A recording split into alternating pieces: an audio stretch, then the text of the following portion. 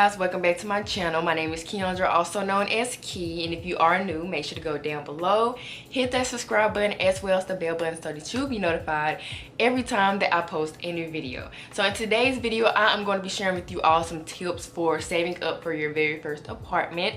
So this was a video suggested by one of my subscribers, and I've been meaning to do this video for quite some time now, and now I actually have the time to actually sit here and film it. So as you all know, I have several videos on my channel of empty apartment tour, fully furnished apartment tour, apartment hauls and stuff like that here on my channel, because the apartment that I am in right now is actually my first apartment. And so I wanted to share with you all some tips that I did or what helped me to search for my first apartment or to get my first apartment and everything like that. So yeah, without further ado, we are gonna get right into the video. So I have quite a few tips, so this video might be a little lengthy. Hopefully it's not, but I came up with quite a few tips, and it's probably about 16 tips, but we're gonna get right into the video. So the first tip that I have is to acknowledge your current situation.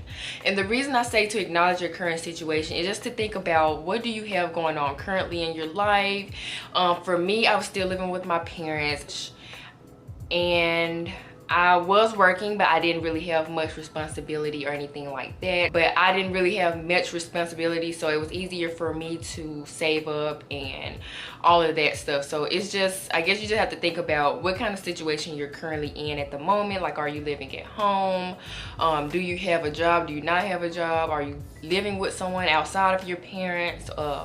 Just anything that's going on in your life right now, you need to take that in consideration as to how you're gonna save up and all of that stuff. My second tip is, what kind of rent can you afford? You need to think about what kind of rent that you are planning on spending. You don't want to get an apartment where the rent is going to be more than what you can afford. So you need to kind of keep everything in a budget. You need to set a budget, and I would either if you have a budget, I would consider thinking about something that is below that budget or right on that budget. I wouldn't go anything over. If you're really strict, I definitely wouldn't go over the budget that I have, unless you're just kind of like out of options and you done everything that you can and you just kind of don't have any more options. My third tip is to compare apartment rents, and you should always do this. This kind of goes back to my second tip, which is to think about what kind of rent you can afford. So it all depends as well as far as the area that the apartment is in, how big the apartment is in, what kind of you know utilities that the apartment has and everything like that. So you always want to compare the rent, and as far as the rent, sometimes the size of the apartment makes a difference and everything like that. So always compare rents. Don't just go with the first one that you see. I know when I was looking for apartments, I kept looking at several apartments and everything like that, because I was definitely looking at the area, how big the apartment is, what they look like on the outside and everything like that. So I didn't just stick with the first one I saw. Like, I make sure that I had a list of apartments that I was interested in, and then I kind of narrowed it down. So I kind of did like a process of elimination and kind of went from there. My fourth tip is to think about, like, are you going to be living alone, or are you going to be living with someone? Are you going to be having a roommate and everything like that? So for me, I am living alone, but you also need to take into consideration, like, if you're going to be living with someone or if you're going to be living by yourself. And the reason I say this is because if you're living alone, obviously you're going to be paying for everything yourself. You're going to be paying rent by yourself, utilities by yourself, you know, any other bills that you have by yourself, versus if you are living with someone, you all can split the rent, split, you know, whatever else. So if you're living with someone, you can definitely, you know, discuss who will pay what.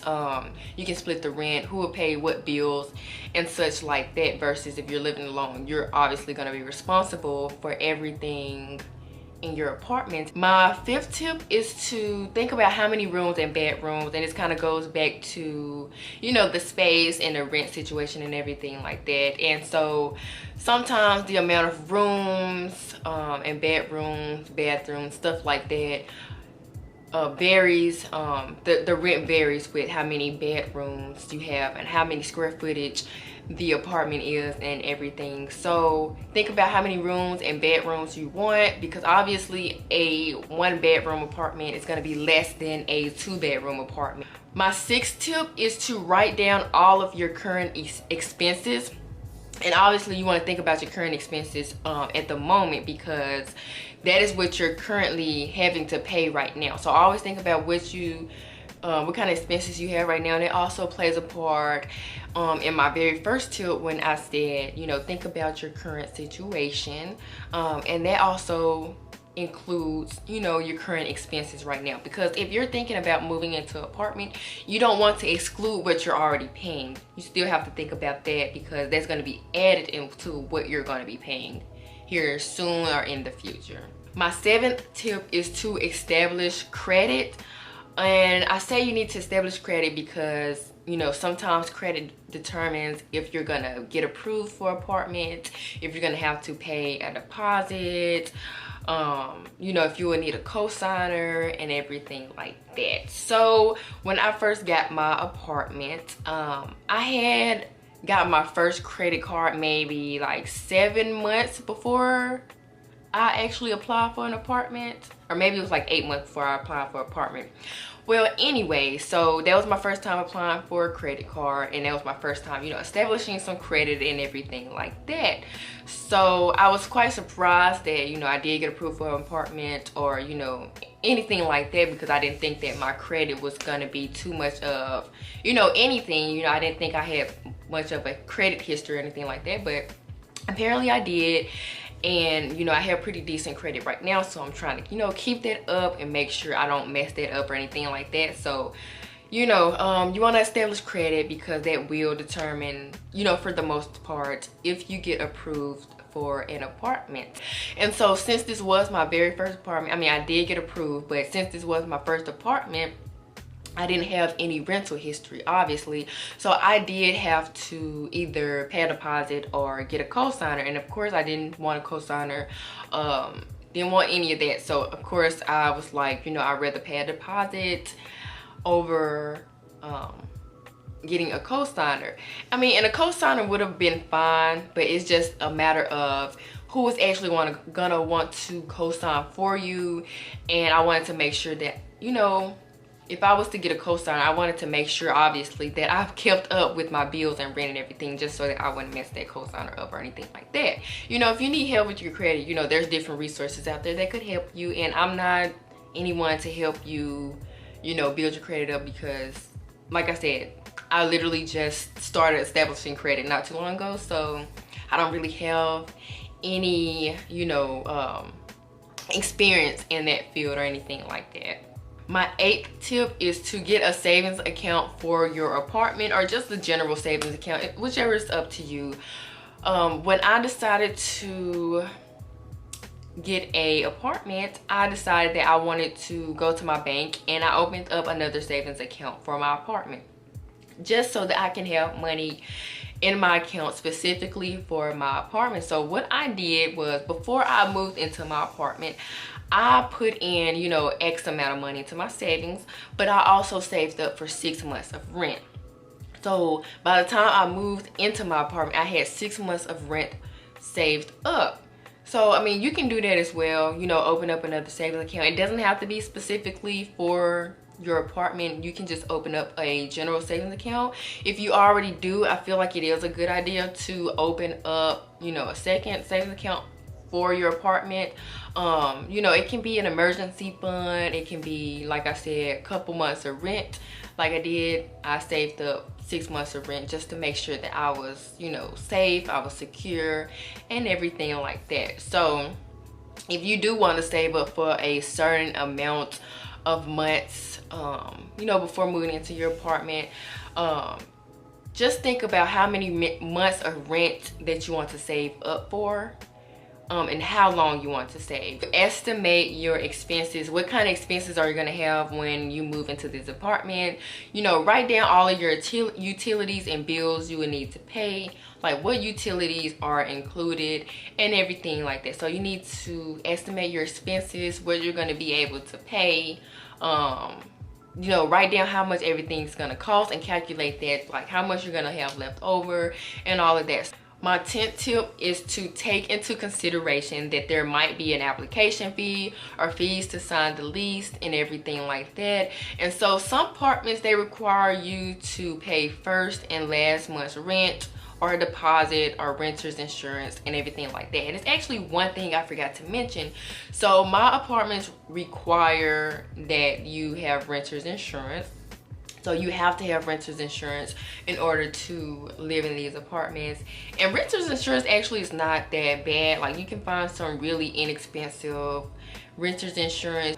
When you apply for an apartment, either online or by paper or anything like that, obviously, well, I'm not gonna say obviously, but when I applied for my apartment, it was online, but there was like a type of deposit. I can't really remember exactly what it was. I don't think it was a deposit, but it was some type of fee.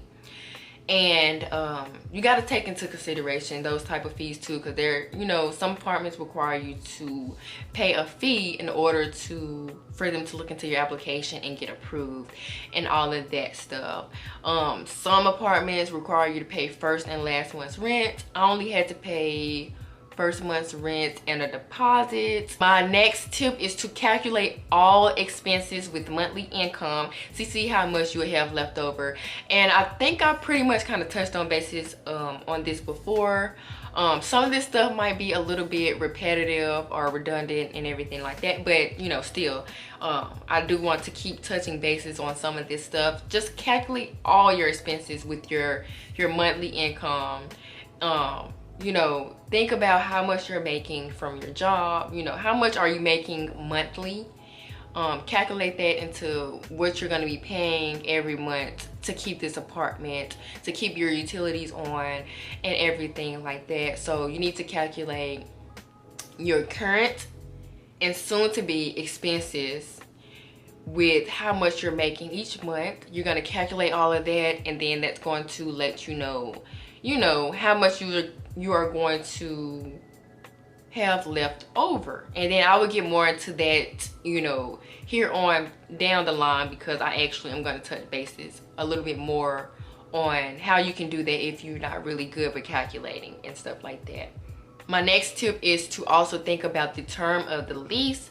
Apartments and apartment management companies do vary, obviously.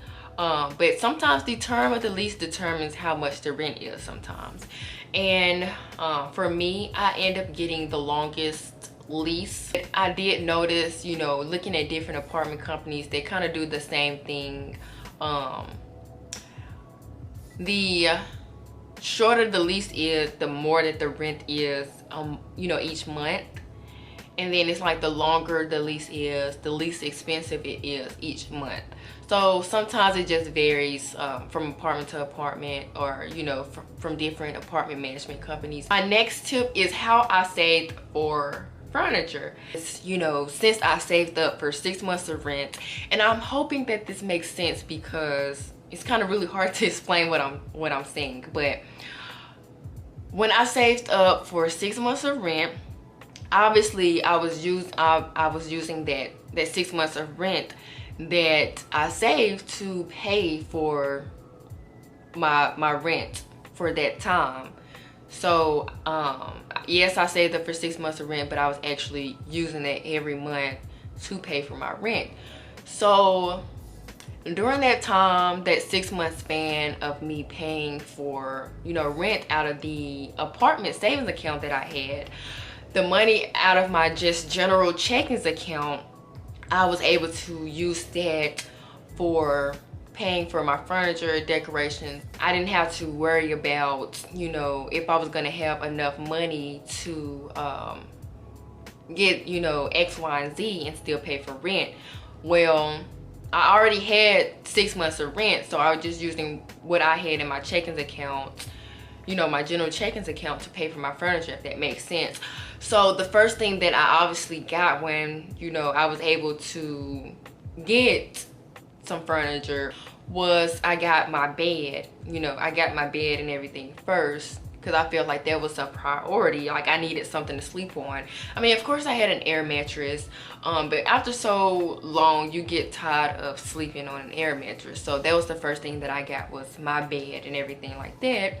And then I got my couch and, you know, whatever else. But I just want to, you know, put that out there that not everybody is going to be able to get a fully furnished apartment soon as they move in. Like, you know, take into consideration people have expenses. My next tip is to make an apartment checklist or find an apartment checklist. So since this was my first apartment, I was very, very enthusiastic. I was like, I need to have something where I can keep track of, you know, everything I need. So I actually went on Pinterest and I found a apartment checklist, and it narrowed everything down from room to room. So it had everything you need for your living room, bedroom, kitchen, bathroom, dining room, cleaning supplies, just everything you can think of. And that really helped me a lot. But, you know, you can get an apartment checklist and just check off or highlight everything that you already have. You know, that way you don't buy it again and then you realize that you already have it and everything. So get an apartment checklist, check off what you already have, and then you focus on the things that you need or that you don't have. And that, I promise you, will make it a lot easier for you, and so you don't have to think hard about what you really need because it's already there for you. My 15th tip is to get a rent affordability calculator, or, you know, they're online. You can just type in Google rent affordability calculator, and there also are apps on the App Store where you can just type in rent affordability calculator, and then literally all you have to do is, you know, type in how much you're making every month, and you're gonna put in any expenses that you are paying for or gonna be paying for. It might ask for rent, just all of that stuff. You're gonna just type all of those numbers in, and then it will literally calculate how much you would have left. There are some affordability calculators that if you type in or enter in you know, how much you're making a month and what your expenses are, it will calculate how much rent you will be able to afford. And those are kind of, you know, helpful and stuff like that. So you can definitely go on Google or the App Store and type in rent affordability calculator, and there are apps and stuff that will be able to tell you how much rent you should be able to afford or how much you will have left over. And so those are also really great and useful tools that you can use. That's the way that your head is just not hurting from thinking so hard. And my last tip is to get a home and finance planner to keep track of when bills are due each month and day by day. I have a home and finance planner, and actually I don't have it with me. Let me be right back. Okay, so I have a home finance and bill organizer, and it looks like this. So I got this rent, I don't know why I keep calling it rent. I got this home finance and bill organizer from Dollar General, and I want to say it might have been like $3 and some change. I'm not really sure exactly how much it costs, but this is very, very helpful if you're like needing help with keeping track of all of your bills, your expenses, all of that stuff. So I want to show you all what it looks like on the inside, just to show you all like how organized it is. So I'm going to show you the month of August.